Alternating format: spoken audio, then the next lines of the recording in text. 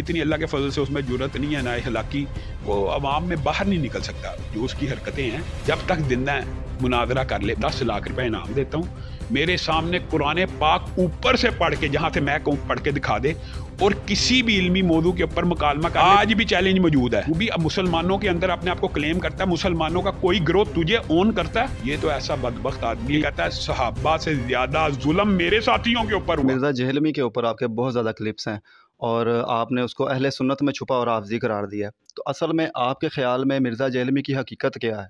बुनियादी तौर के ऊपर मिर्ज़ा जहलमी के ऊपर मेरे इतने क्लिप्स है नहीं है, लेकिन जो चंद क्लिप्स हैं, मिर्ज़ा साहब को एक फोबिया है। अव्वल मेरे सिर्फ 3 क्लिप्स है मिर्ज़ा साहब के वाले से। उन 3 क्लिप्स के जवाब में मिर्ज़ा साहब ने 150 के करीब क्लिप्स बनाए, सिर्फ 3 क्लिप्स के जवाब में। तो ज़ाहिर है फिर वो जो सवालात उठाते हैं उनका जवाब देना पड़ता है। मैं उनको छुपा हुआ राफ़िज़ी नहीं है, राफ़िज़ियों का एजेंट और नुमाइंदा इसलिए कहता हूँ। आपसे मैं सवाल करता हूँ, हम पाकिस्तान में अहले सुन्नत एक अरसे से इकट्ठे रह रहे हैं, क्या आपकी ज़िंदगी में कभी ऐसा कोई मकाम आया कि रवाफिद ने ये कहा हो कि सैयदना अमीर मुआविया जहन्नुम की तरफ बुलाने वाले थे? ये किसी राफदी को जुर्रत नहीं है कि पाकिस्तान में कह दे, लेकिन ये मिर्ज़ा जहलमी को ये जुर्रत हुई और उसने लोगों के सामने 28-12 हदीस बुहारी शरीफ की ऐसे पेश की है कि जो उसका वो मफहूम दुरुस्त समझता है वही हदीस है। हम कहते हैं भाई आपका मफहूम हदीस नहीं है, ये आपकी ज़ाती तशरीह है।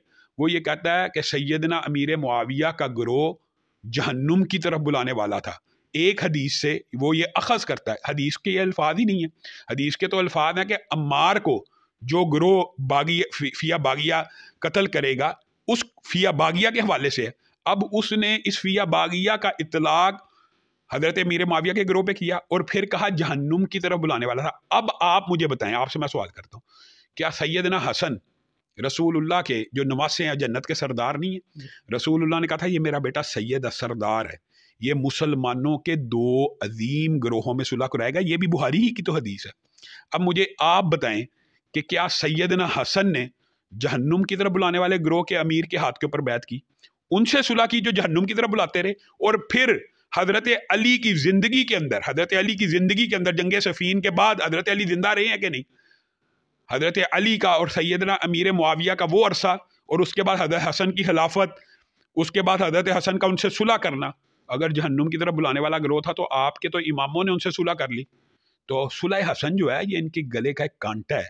सुलह हसन वो हमें बाद में कई दफ़ा कहते हैं रवाफिज के जी वो जी बैत नहीं थी, आप कहते हैं उन्होंने बैत की। और चलो रसूलुल्लाह की हदीस पे आ जाओ कि ये मेरा बेटा सरदार है, मुसलमानों के 2 अजीम गिरोहों के दरमियान सुलह कराएगा। आज तक किसी अहले सुन्नत ने कभी ये बात कही है कि हजरत अली ने अपने गिरोह के एक लश्करी को कहा था? आप सुन के हैरान रह जाएंगे, इसके ऊपर तो इत्तफाक है कि सैयदना जुबैर का जब वो कत्ल करके आया था ना, तो हजरत अली ने कहा था जा मैं तुझे जहन्नुम की बुशारत देता हूँ। अपने लश्कर के शख्स को कहा था मैं तुझे जहन्नुम की बुशारत देता हूँ, क्योंकि मैंने रसूलुल्लाह सल्लल्लाहु अलैहि वसल्लम से सुना था कि हर नबी का एक हवारी है और मेरा हवारी जुबैर है, तो जुबैर के कातिल तुझे जहन्नुम की बुशारत। आप बताइए, तलहा जुबैर अशरा मुबशरा में थे, अम्मी आयशा जन्नत में भी रसूलुल्लाह की बीवी हैं, ये कहता है कि ये सारा का सारा ग्रोह जहन्नुम की तरफ बुलाने वाला। सैयदना अमीर मुआविया के बारे में मुअय्यन जन्नती होने की मुतअद्दिद अहादीस और बुशारतें मौजूद हैं, तो उसके बाद भी ये तो ऐसा बदबख्त आदमी है, ये कहता है मैं रज़ी अल्लाह। अब पहले ये उनको रज़ी अल्लाह कह के उनका दिफा किया करता था, अब यू टर्न लेके कहता मैं बड़े दिल से नहीं कहता रज़ी अल्लाह। तो ये रवाफिज की हमनुमाई नहीं है तो क्या है? आपके 50 सवाल, आपने कहा कि उसके ऊपर 50 सवाल हैं, तो अभी तक आपको कोई जवाब भी उस तरफ से कोई एक आधा ही आया हो? एक जवाब भी नहीं दे सके, एक जवाब। जिस शख्स का इल्मी मकाम ये हो, आप मुझे बताएं कि वो कहता है कुरान पाक का जो छड़ा हफ़ज़ है उसकी कोई फजीलत नहीं। रसूलुल्लाह सल्लल्लाहु अलैहि वसल्लम ने फरमाया, हम कहते हैं कुरान पाक को तर्जुमे से पढ़ना चाहिए, हमारा सबसे पहला ये दावा है, मुतालबा है, लेकिन आप बताएं हदीस सही है कि नहीं? अलिफ लाम मीम, अलिफ लाम मीम का तर्जुमा दुनिया के किस आलम को पता है? हरूफ मुक़त्तआत है, इनका तो तर्जुमा ही नहीं है। अलिफ लाम मीम बगैर तर्जुमे के कोई पढ़े 30 नेकियां मिलती हैं। ये कहता है छड़े हाफिज की फजीलत नहीं है। आप ये देखें, और ये कहता है सहाबा से ज्यादा जुल्म मेरे साथियों के ऊपर हुआ। ये 50 से ज्यादा सवाल है, एक सवाल का जवाब नहीं। हाँ, बस ये कहता रहेगा कि जी इसका जवाब दे। अपनी बात को वो हमारे पे ये इल्ज़ाम लगाता कि हम हदीस के बारे में, हम अहले हदीस हैं, हमारा तो मसलक ये है कि हदीस आ जाए सर को झुका लेना। वो कहता है हदीस को मुआद अल्लाह कहते हैं, हम मुआद अल्लाह कहते हैं آپ کی غلط تشریح کو حدیث کو نہیں کہتے. آپ نے آج تک انجینئر مرزا کو کتنی دفعہ مباہلہ اور مناظرہ کے لیے کہا ہے؟ پہلی بات تو یہ آپ کی وساطت سے بھی کہہ دیتا ہوں کہ جب تک زندہ ہے مباہلہ کر لے ہمارے ساتھ، جب تک زندہ ہے مناظرہ کر لے. میں آپ کو ایک بات بتاتا ہوں کہ جن لوگوں نے مناظرہ کرنا ہوتا ہے نا، یا علمی مکالمہ کرنا ہوتا ہے، تو وہ شرائط رکھتے ہیں. مجھے بتائیں شرائط رکھنے کی کیا ضرورت ہے؟ علمی مکالمہ کرے یار، علمی مناظرہ کرے.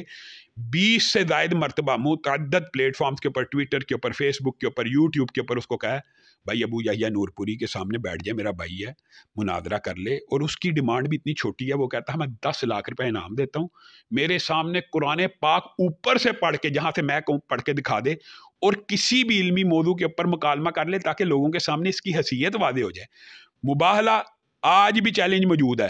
حضرت ابو بکر سے لے کے حضرت امیر معاویہ تک ہر صحابی رسول جنتی، ہر صحابی رسول جنتی. ایسا بدبخت ہے یہ کہتا ہے کہ جو مرتد ہو گئے تھے وہ بھی صحابی تھے. اب مجھے آپ بتائیں کہ صحابی کی جو ڈیفینیشن اور شرط ہوتی ہے وہ کیا ہوتا ہے؟ حالت ایمان میں رسول اللہ کو دیکھے اور حالت ایمان میں فوت ہو، حالت ایمان میں دنیا سے جائے. یہ مرتد جو ہوتے ہیں ان کو کہتا ہے یہ صحابی رسول ہیں. اس کا عقل اور اس کا مینٹل لیول یہ ہے. تو آج بھی مباہلے کا چیلنج موجود ہے، مناظرے کا چیلنج موجود ہے. اور آپ حیران رہ جائیں گے، جو یہ کہتا رہا، کہتا لکھ کے لے آؤ. میں کہا ہم لکھ کے لے آئیں گے. پھر کہنا شروع کیا ویڈیو بنا دے. میں کہا وہ پھر کہتا ویڈیو میں الفاظ بھی ایک ہو، بھائی تیری ہی ماننی ہے ہر لفظ، تو تیرے سے مکالمہ اور مناظرہ کرنا ہی کیوں اگر تیری ہی ہر بات ماننی.